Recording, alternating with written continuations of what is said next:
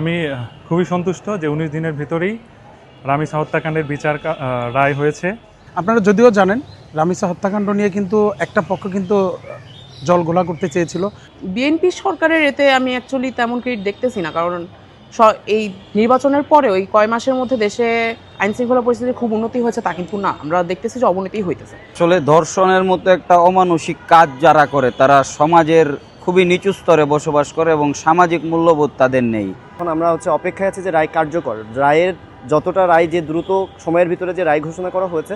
আমরা রামিসা হত্যাকাণ্ডের ক্ষেত্রে যেটা দেখতে পেলাম যে খুবই দ্রুত সময় ১৯ দিনের মধ্যে বিচারটা হলেও এটাকে যদি মডেল হিসেবে দাঁড় করানো হয় যে আমার এত ১৯ দিন ২০ দিনের মধ্যেই একটা ধর্ষণকাণ্ড কিংবা যে কোনো অপরাধের বিচার করা হবে, তাহলে সেটা অ্যাকচুয়ালি ভয়াবহ একটা পরিণতি নিয়ে আসতে পারে।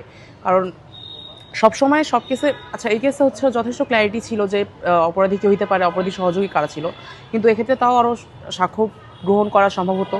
কিন্তু সব কেসে এটা নাও হতে পারে। যেমন ধরেন যদি কোনো কারণে ভিকটিম না জানতো যে পার্প কে, বা আশেপাশের মানুষরা যদি সাক্ষীও যদি শিওর না থাকে পার্প কে, সেক্ষেত্রে তো আমার জাস্টিস প্রসেসটা যথেষ্ট লেংদি হয়। অ্যান্ড সেক্ষেত্রে এটা লেংদি না হওয়ার উপায় না, কারণ আমার জাস্টিস এনশিওর করতে হবে। আমি যদি জাস্টিস এনশিওর করতে না পারি তাহলে এটা ভিকটিমের প্রতি ইনজাস্টিস হবে।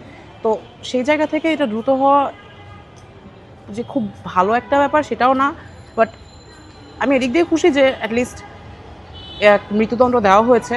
আর মৃত্যুদণ্ড দেওয়া হচ্ছে একটা অপরাধী শাস্তি পাচ্ছে, আর এটা আই হোপ কার্যকর হয়। যদিও মৃত্যুদণ্ড শাস্তি হিসেবে কতটুকু যুক্তিযুক্ত ইন জেনারেল ক্যাপিটাল পানিশমেন্ট হিসেবে ২১ শতাব্দীতে এসেও সেটা নিয়ে ডিবেটের জায়গা থাকে। আর বিএনপি সরকারের এতে আমি অ্যাকচুয়ালি তেমন ক্রেডিট দেখতেছি না, কারণ এই নির্বাচনের পরে ওই কয় মাসের মধ্যে দেশে আইনশৃঙ্খলা পরিস্থিতির খুব উন্নতি হয়েছে তা কিন্তু না, আমরা দেখতেছি যে অবনতি হইতেছে। খুব বেশি উন্নতিও না, খুব বেশি উন্নতি আমি কোনো প্রকারই দেখতেছি না। আমার এখনও রাস্তায় আতঙ্কের মধ্যে দিয়ে চলাফেরা করা লাগতেছে রাতের বেলা একটু অন্ধকার হলে। ইভেন আমার ক্যাম্পাসের মধ্যেও চিন্তাই হয়। আমার ঢাকায় আমি রাত ৯টার পরে একা ফাঁকা রাস্তায় হাঁটতেও পারতেছি না। আমি একজন ছেলে হিসেবে একা রাস্তায় হাঁটতে অনিরাপদ বোধ করতেছি। তাহলে সেক্ষেত্রে বিএনপিকে আমি কেন ক্রেডিট দিব এখানে? আমি খুবই সন্তুষ্ট যে ১৯ দিনের ভিতরেই রামিসা হত্যাকাণ্ডের বিচার রায় হয়েছে। এটা আমাদের ঐতিহাসিক একটা রায়, কারণ এর আগে অনেক ধর্ষণ হয়েছে, এর মধ্যে আমরা দেখিনি খুব দ্রুততার সাথে এমন বিচার পেতে। এমন অনেক ঘটনা আছে যেগুলো হয়তো আলোচনায় আসে না, কিন্তু হয়তো আলোচনা না আসার কারণে সেগুলো বিচার দ্রুততার সাথে হয় না। এটা আলোচনায় আসছে বলে হয়তো হয়েছে, কিন্তু আমি চাই সব হত্যাকাণ্ড বা সব ধর্ষণের বিচার এত দ্রুততার সাথে হয়ে যাক। আর আমি সরকারকে ধন্যবাদ দিতে চাই, তারা শুরুটা করলো, এই ধারাবাহিকতা যেন বজায় থাকে, আমার এই প্রত্যাশা রাখি। সারা বাংলাদেশের আপামর ছাত্র জনতা কিন্তু ক্ষোভে ফুঁসে উঠেছিল এবং বাংলাদেশের প্রতিটা জনগণ কিন্তু চেয়েছিল একটা দৃষ্টান্তমূলক শাস্তির ব্যবস্থা যাতে সরকারের পক্ষ থেকে করা হয়। আপনারা যদিও জানেন রামিসা হত্যাকাণ্ড নিয়ে কিন্তু একটা পক্ষ কিন্তু জলঘোলা করতে চেয়েছিল, বাট বাংলাদেশের জনগণের নির্বাচিত প্রধানমন্ত্রী জনাব তারেক রহমান কিন্তু একটি আশু পদক্ষেপ নেওয়ার জন্য সরাসরি ঘোষণা দিয়েছেন এবং বলেছিলেন ১০ কার্য দিবসের মধ্যে কিন্তু রামিসা হত্যার বিচার ব্যবস্থা করা হবে। এবং আমরা দেখেছি ৫ কার্য দিবসের মধ্যেই কিন্তু রামিসার হত্যাকাণ্ডের সাথে যারা যুক্ত সেই আসামি ২ জনকেই কিন্তু ফাঁসির রায় দেওয়া হয়েছে। আমরা আশা রাখি খুব শীঘ্রই এই রায় বাস্তবায়ন করা হবে।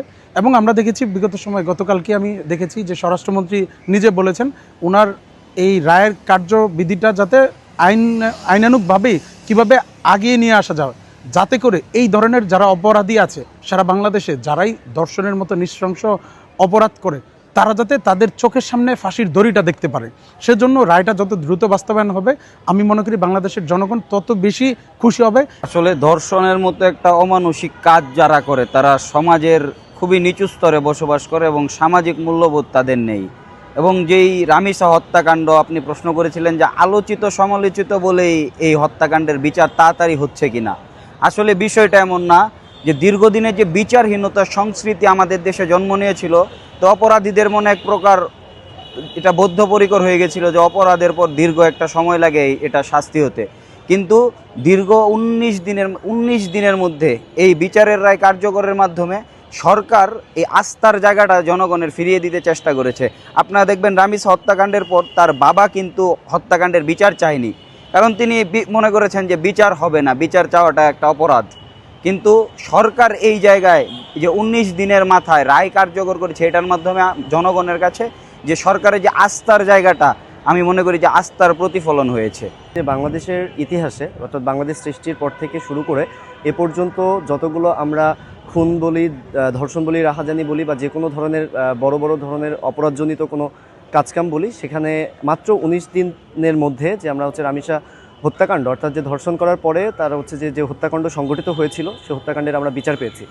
এখন এটি বাংলাদেশের ইতিহাসে এই প্রথম। এবং আপনি যে কোশ্চেনটা করেছেন যে বেশি আলোচনা সমালোচনা জন্ম দেওয়ার কারণেই কিনা এই 19 দিনের মাথায় তার হচ্ছে যে এই রায়টা হলো। এখন রায় হচ্ছে ইয়া হয়ে গেছে, এখন আমরা হচ্ছে অপেক্ষায় আছি যে রায় কার্যকর। রায়ের যতটা রায় যে দ্রুত সময়ের ভিতরে যে রায় ঘোষণা করা হয়েছে, আমরা বাংলাদেশের হচ্ছে সাধারণ মানুষ যারা হচ্ছে অহরহ এরকম ঘটনা দেখছি, প্রত্যক্ষ করছি, তারা আমরা আশা করি যে খুব দ্রুত সময়ের ভিতরেই যেন যে রায়টা প্রকাশিত হয়েছে, রায়টা যেন কার্যকর করা যায়।